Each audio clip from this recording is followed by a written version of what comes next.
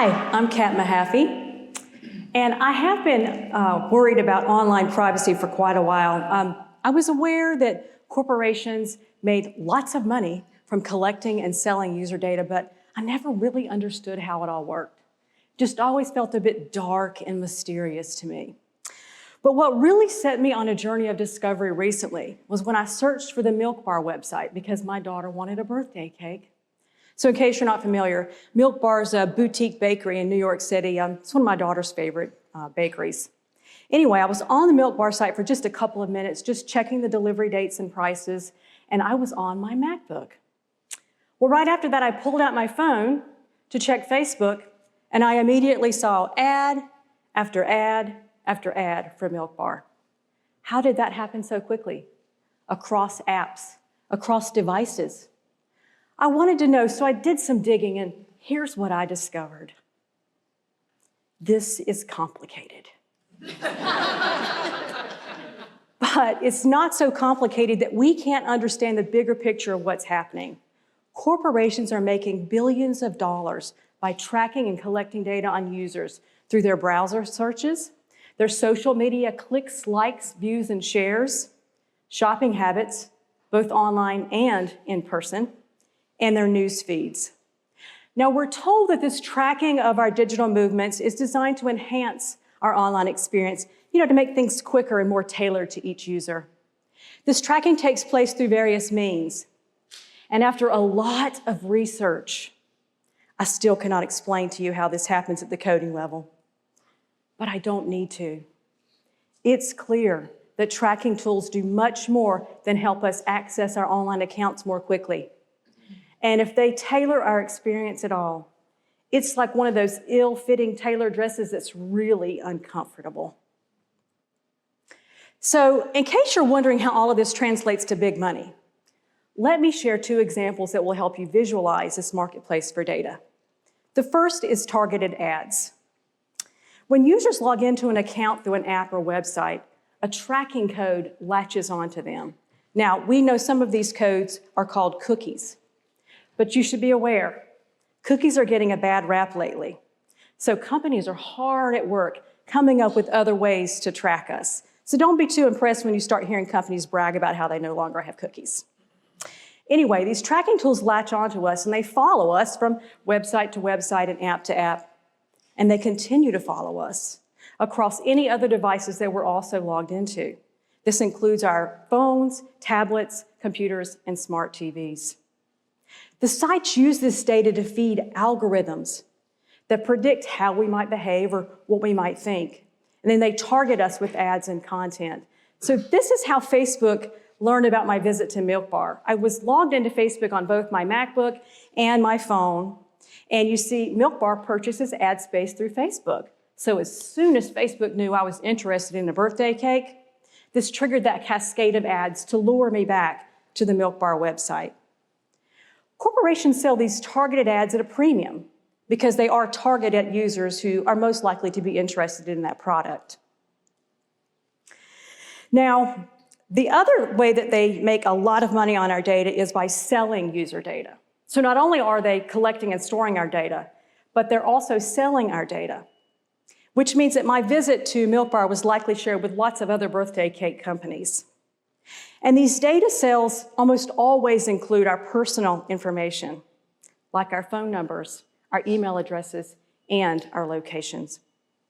And this wide distribution of our personal information is the reason we are still incessantly plagued with spam emails, phone calls, and texts.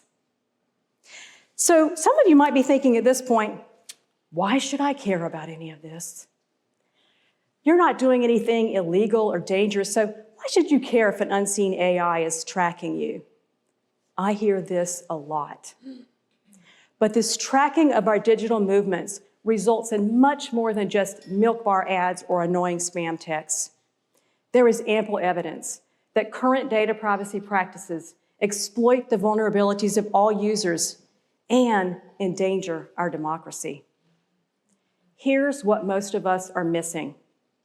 Our experiences online are highly filtered and highly curated to keep us watching and clicking and sharing. None of these algorithms are neutral. Their intention is not to enhance our online experience. We are shown what the algorithms predict will capture us, not what we want or need.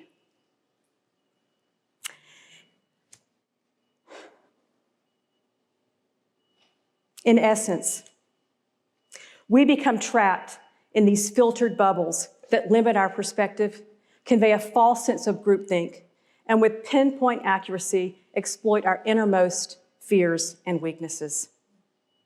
And it gets worse.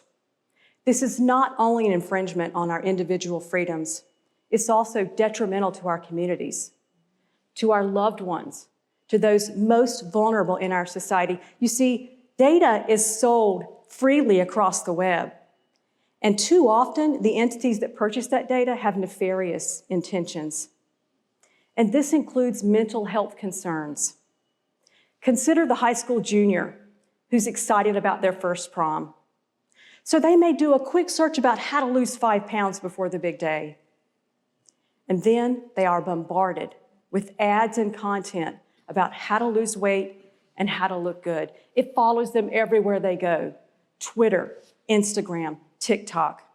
They see video after video, ad after ad, that reinforce normal anxieties about fitting in and being liked.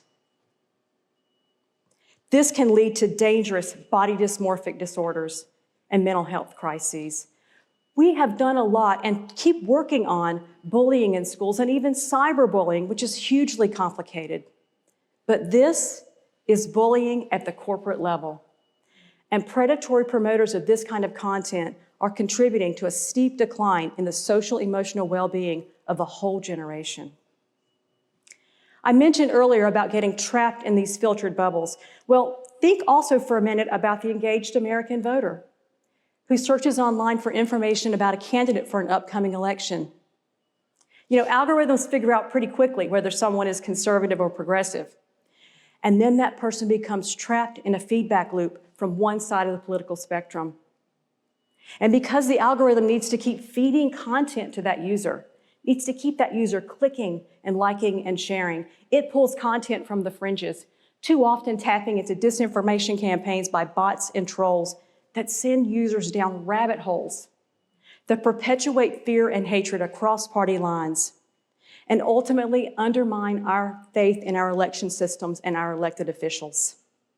And sadly, too many of us have watched as our family members and neighbors have stopped speaking to each other because they've become convinced that anyone who doesn't agree with them is evil and out to get them. We are witnessing an unprecedented assault on our democracy and on the very fabric of our social structures. This is a big deal. I propose that we as humans are not okay with being products that are bought and sold for corporate profit. That we are not okay with the fact that all of us are harmed, either directly or indirectly, by this overreach into our personal lives and our communities. That this is not the digital culture you or I want for our children, for our parents, for our communities, but we feel powerless to stop it. This is a network of systems that has developed with little intervention and almost no ethical oversight. The big business of online data has grown into a massive money-making machine that uses psychology, behavioral science, marketing strategies, and other highly developed means to manipulate and exploit users for profit.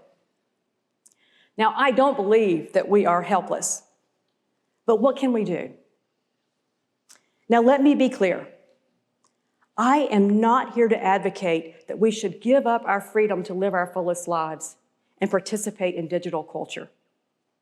We should not have to give up our social media networks that have become vital spaces of family and professional connection. Now, experts will tell you there are absolutely measures you can take to protect your personal data. But those methods are often difficult, time-consuming, and expensive.